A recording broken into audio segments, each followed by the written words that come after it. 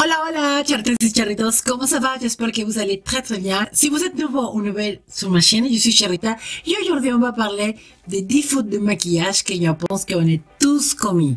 Inclus-moi, bien sûr. Il y a des choses qu'on voit pas des fois, mais c'est très important à savoir. Si vous débutez dans le maquillage, si vous êtes déjà commencé, mais des fois on ne pense pas, mais c'est des 10 erreurs vraiment qu'on commet tous. Depuis que j'ai commencé ma chaîne sur YouTube, je regarde comme vous des vidéos sur YouTube. On voit souvent dans les tutoriels maquillage, on voit l'application de maquillage, mais on voit pas la préparation de la peau. Et c'est très important, chéritas, d'hydrater la peau. Seulement imaginez-vous si vous avez la peau sèche. Et donc vous n'avez pas d'hydratation et vous appliquez votre fond de teint. Imaginez-vous, vous avez des petits peaux qui partent, vous appliquez le fond de teint, il va partir avec le fond de teint. Ça va être vraiment pas joli du tout. N'importe quel produit, n'importe quel fond de teint, n'importe quel pinceau ne fera aucun effet si votre peau n'est pas préhydratée. Même si vous avez la peau grasse, il faut toujours hydrater la peau avec des produits qui sont adaptés à votre type de peau, bien sûr. Si vous appliquez votre maquillage sans aucune hydratation, c'est la première chose qui va absorber votre peau. Ça partira dans l'air au bout d'une demi-heure. Vous n'aurez plus de maquillage. Donc on va être ensemble. De rester importance à le primer, c'est vraiment une grave faute. Car beaucoup de personnes me disent, mais pourquoi appliquer un primer si ça se voit pas, c'est avant le maquillage? Voilà, je préfère de mettre plus d'argent dans un fond de teint et voilà, pas appliquer de primer. Déjà, vous savez hydrater votre peau, mais le primer va créer aussi une couche supplémentaire entre votre peau et le maquillage. Dans le marché, il y a plusieurs types de primer, donc c'est pour ça c'est très important de choisir le primer à propos de votre peau. Si vous avez la peau grasse, si vous avez la peau sèche, si vous avez la peau elle a besoin de corriger un petit peu les imperfections de couleur, on va dire. La fonction d'un primer aussi, c'est de resserrer les pores. Comme ça, il va créer une base parfaite pour appliquer notre fond de teint ou tous les produits de teint qu'on va appliquer. Beaucoup de charitas me disent, ah, le maquillage, à moi, ça me reste pas joli, ça reste pas longtemps. Voilà, parce que vous appliquez pas un primer. Et la façon qu'on va l'appliquer, c'est très important aussi, charitas. Donc, on va l'appliquer ensemble. Dans mon cas, j'ai la peau mixte gras. Bon, aujourd'hui, là, il fait chaud, donc, il faut appliquer, par exemple, un primer matifiant. Je vais appliquer celui-là de Inglot, que c'est un de mes préférés. Je vais appliquer juste d'un côté seulement pour vous montrer qu'est-ce que ça donne d'un côté et qu'est-ce que ça donne de l'autre côté en appliquant un primer. De ce côté, on va appliquer le primer. La façon d'appliquer un primer, c'est de tapoter et jamais étaler comme une crème hydratante. Et je pense que dans le maquillage, une des choses les plus compliquées à trouver, c'est le correct fond de teint, la correcte texture aussi. Parce que je pense, charitas, de que ça, c'est vraiment très vaste, parce que ça dépend de la peau, ça dépend de l'occasion, ça dépend de qu'est-ce que vous avez envie de transmettre avec votre maquillage. Si vous voulez un vidéo juste pour le fond de teint, laissez-moi votre petit doigt en haut, comme ça je vais savoir que c'est ça que vous voulez, et comme ça on va préparer juste une vidéo pour le fond de teint. Trouver le teint correct. Et voilà la chose que là c'est compliqué, parce que dans le marché, il y a beaucoup de marques, beaucoup de teints, et donc il faut savoir à peu près, là on va pas parler des sous-tons, sous-ton jaune, rose, non, parce que ça va être trop compliqué. Là, on parle vraiment entre personnes qui ont le début de le maquillage, on est d'accord? Donc, je pense que le plus important, il faut savoir, on va parler vraiment des plus foncés ou plus clairs. Une chose que nous a appris souvent, c'est pour choisir la couleur de fond de teint, l'essayer dans le mâchoire et comparer avec le cou. Et ça, c'est une erreur, car notre cou, elle n'a pas la même couleur de notre visage. Un petit ombre qui crée notre visage. Ou essayer le fond de teint pour savoir si c'est notre couleur de teint.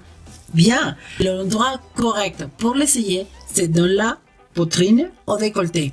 Mais c'est très important d'avoir la même couleur dans le décolleté, dans le visage. Souvent, on pense se maquiller de haut vers le bas, de en bas vers le haut qu'il faut se maquiller. Donc là, je vous présente, par exemple, un fond de teint que je vais acheter en prenant référence mon cou.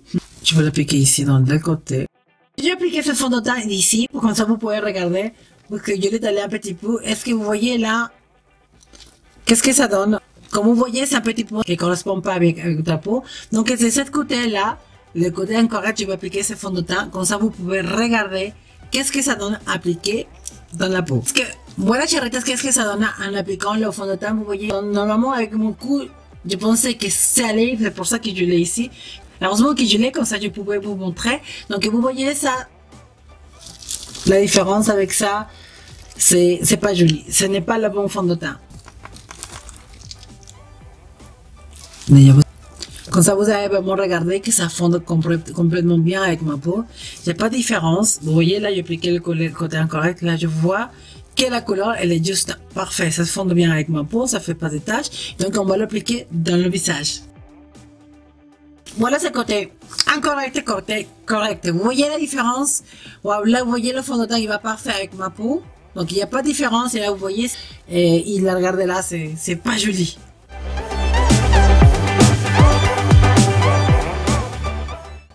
Un autre erreur que je vois souvent, c'est que beaucoup de femmes, ils vous cachent les cernes, je suis d'accord avec vous, mais ils choisissent pas le bon correcteur. Le correcteur idéal, ou l'anti-cerne idéal, il faut qu'il soit un ou tout un plus clair que la peau, mais pas plus. Donc, beaucoup de personnes pensent que si on applique un anti-cerne qui soit vraiment très très clair, il va cacher mieux les têtes dans le côté incorrect. Qu'est-ce que ça donne à un anti-cerne? Déjà que la couleur, c'est pas bien. Donc, on va appliquer. Et comme vous voyez, c'est une couleur assez claire. Que la seule chose qu'il va faire, c'est qu'il va mettre plus en évidence votre cerne. Et sur les photos, ça se verra un contraste trop fort entre votre fond de teint et l'anti-cerne. Un autre erreur que je vois souvent chez Rita, c'est que les gens, ils taillent trop fort, en fait. Ils frottent. Ils vont estomper, mais en même temps, la seule chose que vous êtes en train de faire, c'est de bouger votre fond de teint idéal, votre crème, tout ce que vous avez appliqué avant. La façon d'appliquer l'anti-cerne d'une façon correcte, pour que ce soit vraiment une application vraiment jolie et parfaite, c'est même si c'est des pinceaux au Beauty Blender ou en éponge, faut toujours tapoter, sans tailler trop fort. Voilà l'anti-cerne que je vous dis. Et là, de mon côté, del bon côté, je vais appliquer l'anti-cerne qui va bien avec ma peau.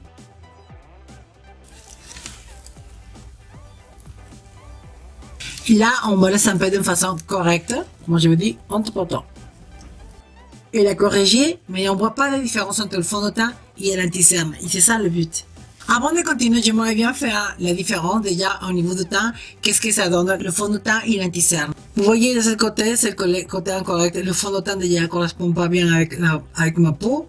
Vous voyez la différence? Et là, vous voyez un fond de teint qui matche bien avec ma peau, l'anti-cerne qui va bien, qui camoufle, mais qui ne fait pas d'énormément de différence de démarcation. Et je vois souvent que comme beaucoup de filles, ça va appliquer pour faire le contouring des couleurs très très foncées. Car on pense que si on applique un contour beaucoup plus foncé, ça va donner l'effet déjà plus mince, ça va marquer mieux les contours, en fait, il va donner une structure meilleure dans ton visage, et chose que c'est pas vrai du tout. Ils font tous la tête de poisson, et ça c'est une erreur. Vous voyez, on fait la tête de poisson, et on va suivre la ligne qui va là. Ils descendent comme ça, pour faire le contouring. Et temps aussi, ce que vous voyez là, il y a beaucoup de personnes, j'ai vu des personnes qui font ça. Et de ce côté, je vais appliquer la façon correcte. Normalement, la façon correcte d'appliquer le contour, c'est de sourire. Et ici, dans sa sur le cheveu, il faut faire un ligne comme ça, on suit notre ligne naturelle. Et on va jusqu'ici. On va délimiter un petit peu ici, juste comme ça un petit peu. Regardez ce côté-là. Regardez le côté-là. Ça monte mes pommettes. Ça donne de la structure. Ça met en valeur les pommettes. Et ici, regardez, on fait la tête de poisson. Ça va vers le bas. Mais là, vous voyez, ça donne déjà l'aspect trop plat et en même temps ça fait, je sais pas, plus vieille je trouve. Donc si vous ne me croyez pas, on va tout l'estomper et vous verrez après. La façon correcte d'étaler ou d'estomper le contour, c'est la crème, le primer, le fond de teint. Donc on va vraiment venir estomper tout doucement vers le haut. Et voilà. Une autre erreur que je vois souvent qui font y estompe,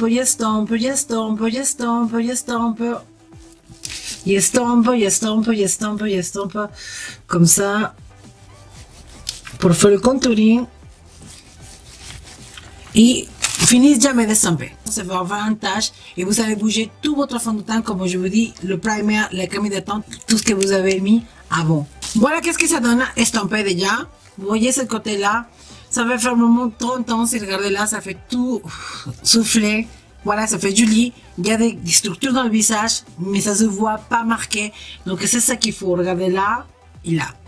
Une chose qu'il faut se rappeler, c'est que les couleurs de contour, il faut qu'elles soient un ou deux teints plus foncés que votre peau, mais pas plus. Vous voyez là, on a appliqué, vous voyez, comme je vous dis, la structure, elle est là, mais vous voyez là, de ce côté, ça fait plat, on peut faire là, trop de poisson. Vous voyez, ça descend jusqu'ici, et ça va vraiment creuser, mais ça va faire pas joli, ça va faire plat. Qui est différent de là?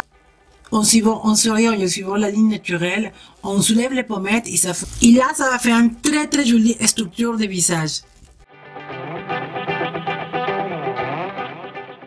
Mais c'est très important de choisir un poudre qui donne un effet vraiment translucide.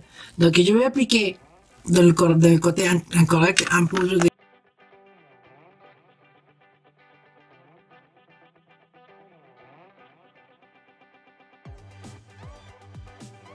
et dans le côté correct, je vais appliquer un poudre translucide. Celui-là, c'est la banane. Le banane qui va en tout cas va bien avec ma carnation, mais il y a plusieurs poudres, donc vous choisissez un poudre qui n'y a pas de talc, car le talc, ça va donner justement cet effet blanchissant sur la peau. On était déjà avec l'anti-cerne, mais en appliquant la poudre incorrecte, vous voyez que ça va rester encore plus clair, et là, je vous dis dans les photos, ça fait vraiment pas joli du tout. Donc, je vais nettoyer le côté correct, on va dire. Si vous voulez, on a fixé l'anti-cerne, mais sans changer la couleur, on va dire. Vous voyez, c'est pour ça, chers, c'est très important de choisir et regardez bien les ingrédients de votre poudre que vous choisissez pour cet effet.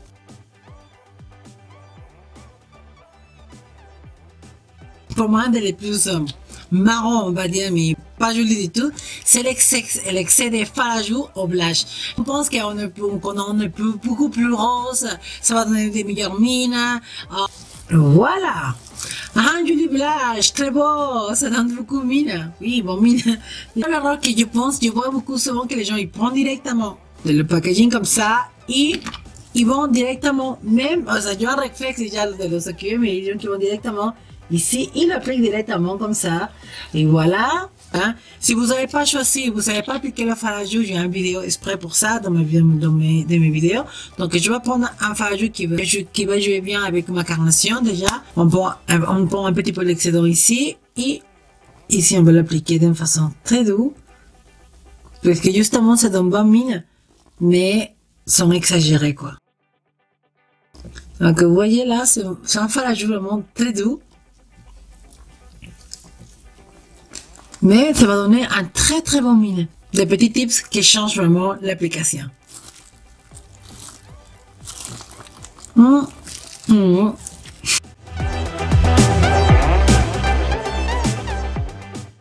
Et les sourcils. Voilà, une autre chose complexe dans le maquillage. Si vous êtes brune, vous avez les cheveux noirs, les cheveux très foncés, il faut choisir le crayon, ou la poudre, la pommade, ou les choses que vous allez appliquer sur les sourcils, qui soient un ou deux tons plus clairs que votre cheveux.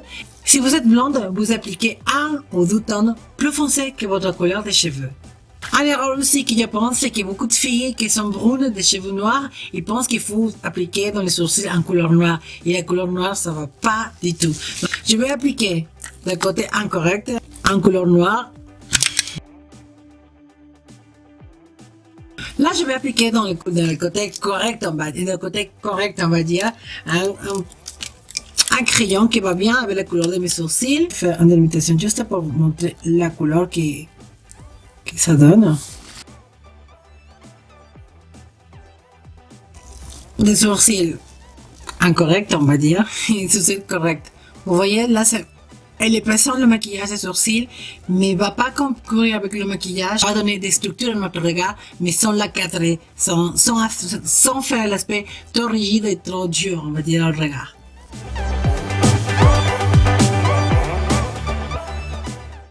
autre chose que maintenant est à la mode, c'est le eyeliner. Et je sais que parmi beaucoup de charitas me disent à moi que c'est compliqué à faire le trait d'eyeliner. Et je pense que oui, ça peut être compliqué sûrement si on ne sait pas comment l'appliquer correctement. La première chose qu'il faut savoir, charitas, c'est qu'il faut appuyer votre coudre pour obtenir une meilleure précision pour faire le trait d'eyeliner. Et l'erreur que font beaucoup de charitas, c'est qu'ils n'appuient pas le coudre. Et donc, on va dire qu'on commence à faire ça.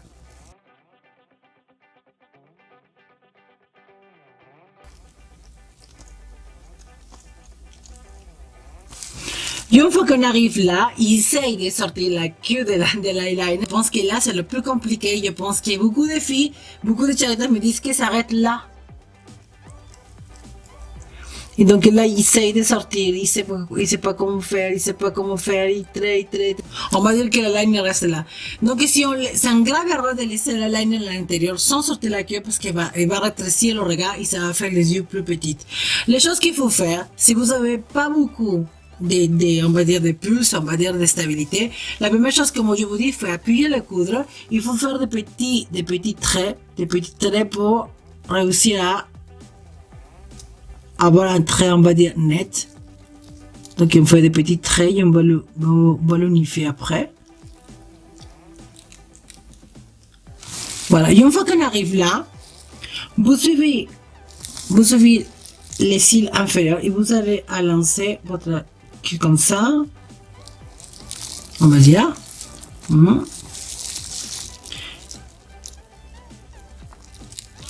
Et après, vous tournez comme ça, juste.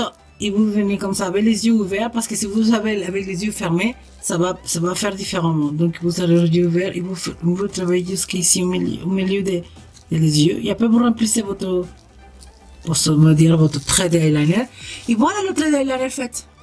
Donc on va juste remplir là. Aussi qui pense beaucoup de filles, c'est qu'en appliquant une couleur noire tout de suite dans le racine inférieur, ça donne tout de suite un maquillage, un smoky très joli. Je vais vous montrer qu'est-ce que ça donne. Et c'est contrairement ça. Vous voyez ça, qu'est-ce que ça donne? Ça rétrécit les yeux. Donc, dans le côté correct, on va dire en couleur nude, on va dire cette couleur-là. Vous voyez qu'est-ce que ça donne? Encore le côté correct et le côté incorrect. Vous voyez la couleur noire, là, ça rétrécit, ça durcit le regard. C'est vraiment pas très joli, on va dire.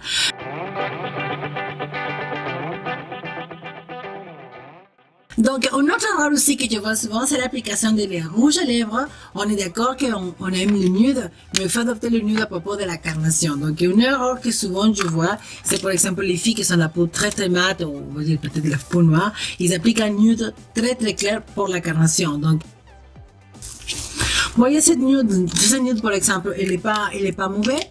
Mais c'est une nude qui ira vraiment bien pour une carnation beaucoup plus claire. Pour une carnation comme les miens, le nude qui sera mieux, c'est celui-là, par exemple, que je vais appliquer maintenant. Voilà, charitas, jusqu'à là, les erreurs plus communes de maquillage qu'on commet tous, inclus moi. Là, je vais montrer le côté incorrect. Vous voyez comment ça va déjà le fond de teint qui correspond pas bien avec ma carnation à propos de mon décolleté. Vous voyez aussi les sourcils qui sont très cadrés et noirs aussi, qui correspondent pas bien. L'anticerne qui est trop clair pour ma carnation aussi. Vous voyez l'eyeliner qui n'a pas sorti, qui est resté enfermé. Donc il y a le trait d'eyeliner qui durcit le regard. Le fard à joues qui est trop intense.